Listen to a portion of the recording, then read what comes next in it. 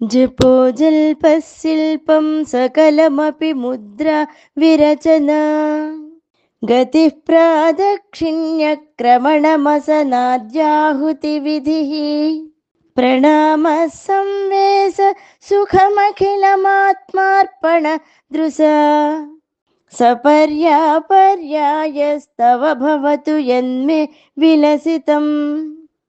ప్రతినిత్యం మనం అమ్మవారికి చేసుకునేటువంటి పూజ అంతా పూర్తయిన తర్వాత తప్పకుండా చదివి తీరవలసినటువంటి అద్భుతమైన శ్లోకం ఇది. ఇందులో జపోజల్పహ అంటే మనం చాలా స్వేచ్ఛగా సంతోషంగా మాట్లాడే మాటల్ని జల్పహ అంటాం. జల్పము అంటే మన ఇష్టం వచ్చినట్టుగా స్వేచ్ఛగా మాట్లాడే మాటలు. మన భాషలో చెప్పాలంటే వాగుడు అంటాం. అడ్డదిడ్డంగా ఏదో వాగేసాం అంటాం కదా, అటువంటి వాగుడు. దానికి జల్పహ అనే పేరు. మనం వాగేటువంటి ఈ మాటలన్నీ కూడా అమ్మవారికి చేసే జపం అవ్వాలిట. మనం మాట్లాడే మాటలన్నీ మంత్రజపం ఎలా అవుతుంది అనేటువంటి ప్రశ్న మనకు కలుగుతుంది. అయితే ఏ మాట అయినా అక్షరాలతోనే ప్రారంభమవుతుంది. ఈ అక్షరాలన్నీ మాతృకలే. లలితా సహస్రనామంలో అమ్మవారిని మనం మాతృకా వర్ణరూపిణి అని అంటాం. అయితే ఈ జపం 3 విధాలు. మనస్సులో చేసే జపం మానసికము, పెదవులు కదులుతూ చేసేది ఉపాంశువు, ఇతరులకు వినపడేలా చేసేది వాచికము. మనం చేసే జపానికి 3 రకాలైనటువంటి పదాలున్నాయి. 3 రకాలుగా వాటిని మనం పిలుస్తాం. కనుక మనం మాట్లాడే మాటలన్నీ అమ్మవారికి మంత్ర జపాలు అవ్వాలిట.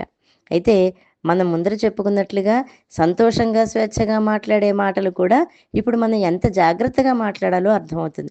అమ్మవారికి చేసే జపం అవ్వాలి, మంత్ర జపం అవ్వాలి అంటే మనం ఎవరినైనా ఎవరితోనైనా మాట్లాడుతున్నప్పుడు, ఎవరి గురించైనా మాట్లాడుతున్నప్పుడు ఎంత జాగ్రత్తగా మాట్లాడాలో అర్థమవుతుంది. అలాగే శిల్పం సకలమపి ముద్రా విరచన. శిల్పము అంటే ముద్రా రచన. శిల్పము అంతా కూడా ముద్రా రచన అంటే చేతులు, కాళ్ళు, హస్త విన్యాసాది క్రియలు అనమాట.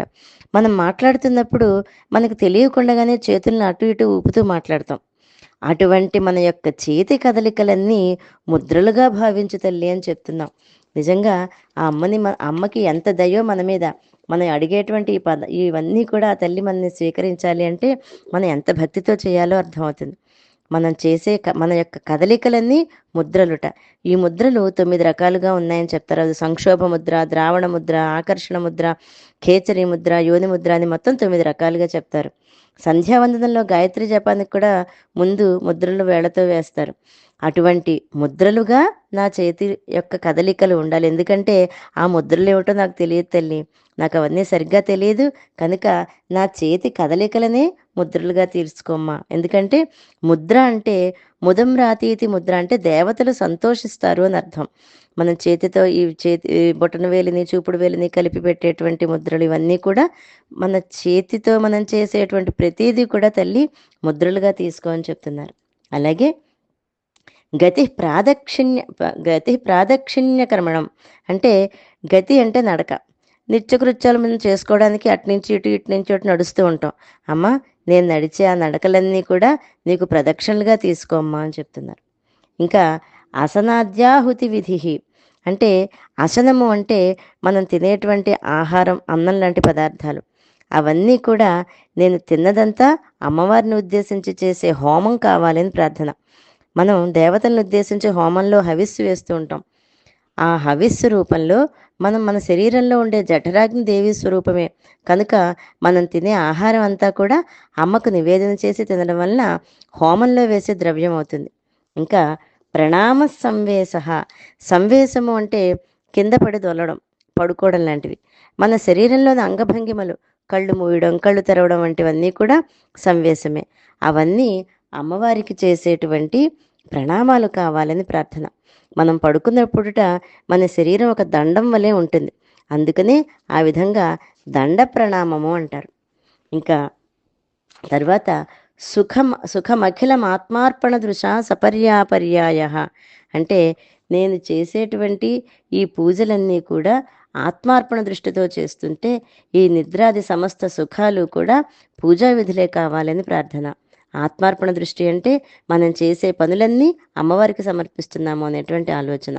కనుక తవ భవతు ఎన్మే విలసితం, నా విలాసములన్నీ నీకే చెందాలి అమ్మ అని చెప్తూ ఇదే విషయాన్ని భగవద్గీతలో కూడా శ్రీకృష్ణుడు అర్జునుడికి చెప్తూ, యత్కరోషి యదస్నాసి యజ్జుహోషి దదాసి యత్ యత్తపస్యసి కౌంతేయ తత్కురుష్వ మదర్పణం అని 9వ అధ్యాయంలో చెప్తారు ఈ మాట.